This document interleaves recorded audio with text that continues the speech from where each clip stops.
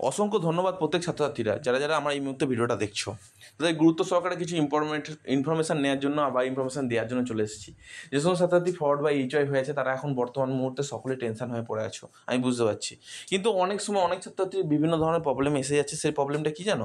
Application forward বা HY, application application sanction হচ্ছে না, স্যাংশন হওয়ার পর টাকা ঢুকছে না, তারপর টাকা ঢুকলেও সেটা পরবর্তীকালে প্রবলেম আসছে, ট্রেজারি অফিস থেকে টাকা ছাড়ছে না, ব্যাঙ্ক অ্যাকাউন্টে টাকা ঢুকছে না। অনেক ধরনের প্রবলেম নিয়ে তোমরা কিন্তু ফেস করছো প্রত্যেকটা ছাত্রছাত্রী। যে সমস্ত ছাত্রছাত্রীরা আমরা কমেন্ট করছো বিভিন্ন ধরনের কথা বলছি, দাদা কবে টাকা ঢুকবে, বিভিন্ন ধরনের প্রবলেমের মধ্যে তোমরা পড়ে আছো। তো আমি তাদের প্রত্যেকটা সমস্যার সমাধান করার জন্য আজকে নিয়ে চলে এসেছি ভিডিও। এই ভিডিওটা তোমাদের জন্য অত্যন্ত গুরুত্ব সহকারে হতে চলেছে, সেই জন্য ভিডিওটা স্কিপ না করে দেখতে থাকো।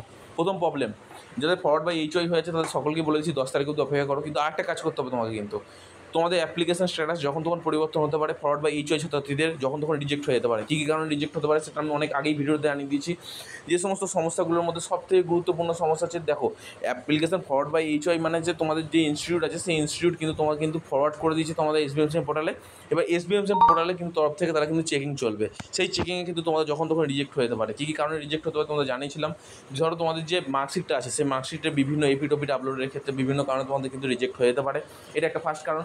সেকেন্ড কারণ হচ্ছে তোমাদের আধার কার্ডের যে প্রবলেম থাকে সেই আধার কার্ডের প্রবলেমের জন্য হতে পারে।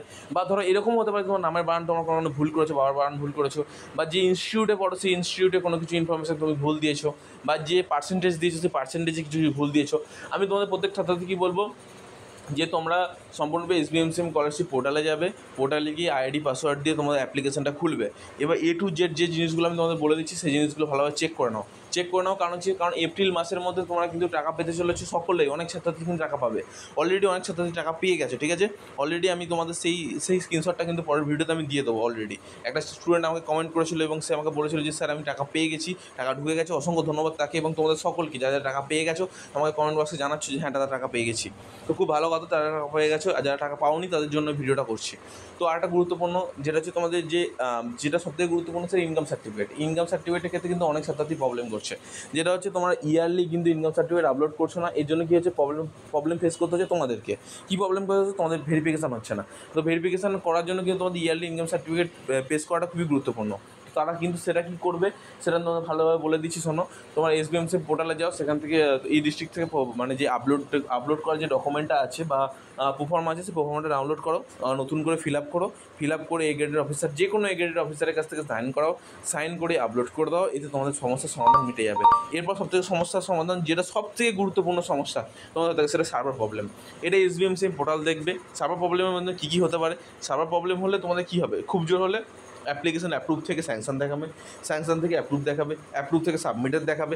কিন্তু এমন কিছু জিনিস দেখাবে যে জিনিসটা তোমাদের কিন্তু সমস্যার সম্মুখীন হবে, তোমরা সকলেই সমস্যার সম্মুখীন হবে। তো সেই সমস্যার সম্মুখীন থেকে তোমাকে বেরিয়ে আসার জন্য তোমাকে একটাই কাজ করতে হবে এই মুহূর্তে, স্কিলফুলভাবে সকাল একবার আর সন্ধ্যেবেলা একবার তোমাকে অ্যাপ্লিকেশন স্ট্যাটাস চেক করতে হবে এবং প্রত্যেকটা জিনিস একদম অ্যাপ্রোপ্রিয়েট ঠিকঠাক আপলোড করেছো কিনা এই বিষয়গুলো তোমাদের কিন্তু মাথায় রাখতে হবে। যদি এই বিষয়গুলো তোমাদের মাথা থেকে যায়, এরপর সেকেন্ড যে গুরুত্বপূর্ণ বিষয়টা হচ্ছে সেটা হচ্ছে তোমাদের অ্যাপ্লিকেশান যে কোনো মুহূর্তে তোমাদের টাকা ঢুকে যেতে পারে যদি তোমাদের এই বিষয়গুলো সব ঠিকঠাক থেকে থাকে। কারণ দেখো অ্যাপ্লিকেশান অ্যাপ্রুভ শুরু হবে 6 থেকে 7 তারিখ বা মধ্যে একদম পুরো অ্যাপ্লিকেশান অ্যাপ্রুভ শুরু হবে এবং অ্যাপ্লিকেশান অ্যাপ্রুভ স্যাংশন সব কিছু করে দেওয়া হবে এবং টাকাটা 10 তারিখের পর থেকে ঢুকতে শুরু করে দেবে। কিন্তু অনেক ছাত্রছাত্রী 10 তারিখের মধ্যেই টাকা পেয়ে যাবে, অনেক ছাত্রছাত্রী পেতে শুরু করে দেবে, কালকেই অনেক ছাত্রছাত্রী টাকা পাবে। যেমন হচ্ছে বাঁকুড়া, পূর্ব মেদিনীপুর, পশ্চিম মেদিনীপুর, হুগলি আর হাওড়া, কলকাতা, এই সমস্ত সাইডের ছাত্রছাত্রীরা কিন্তু কালকে অনেকেই টাকা পাবে। প্রায় 95% স্টুডেন্ট কিন্তু টাকা পেয়ে যাবে। বাঁকুড়া সাইডে পাওয়ার চান্সটা বেশি আছে, ঠিক আছে, বীরভূমে পাওয়ার চান্সটা বেশি আছে। তো এই মুহূর্তে কিন্তু এইটা সবথেকে গুরুত্বপূর্ণ বিষয়।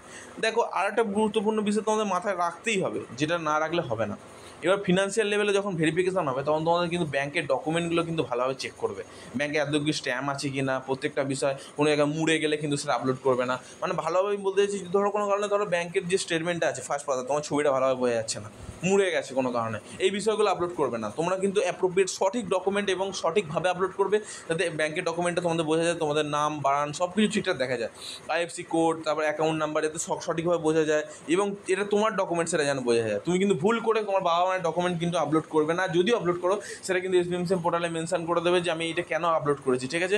এটা কিন্তু সবথেকে গুরুত্বপূর্ণ বিষয়। যদি এই ভুলটা করে থাকো তাহলে কিন্তু টাকা পাওয়ার চান্স প্রায় 0%। আর টাকা যখন তুমি পাবে না তখন তোমাদের একটাই কাজ হবে, সেটা নতুন করে অ্যাপ্লিকেশন করা, কিন্তু নতুন করে অ্যাপ্লিকেশন করার সুযোগটা কিন্তু অনেক দিন পর দেবে। 15 থেকে 20 দিন রিজেক্ট হয়ে যাওয়ার পর মানে 15 থেকে 20 দিন অবশ্যই তোমাকে কিন্তু ভোগানোর পর তোমাকে অ্যাপ্লিকেশন করার সুযোগ দেবে। তো তুমি ডিসিশন নিয়ে নাও যে তুমি 20 দিন থেকে ভুগবে নাকি অ্যাপ্লিকেশন যত্ন করে তুমি করবে।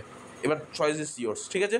আমি এতক্ষণ পর্যন্ত যে গুরুত্ব সহকারে যে ভিডিওটা করলাম, তোমাদের ভিডিওটা ভালো লাগলে বন্ধুদের শেয়ার করে দাও, সাবস্ক্রাইব করতে ভুলো না, লাইক কমেন্ট করতে ভুলো না, কারণ অনেক কষ্ট করে তোমাদের জন্য ভিডিও তৈরি করি। ধন্যবাদ।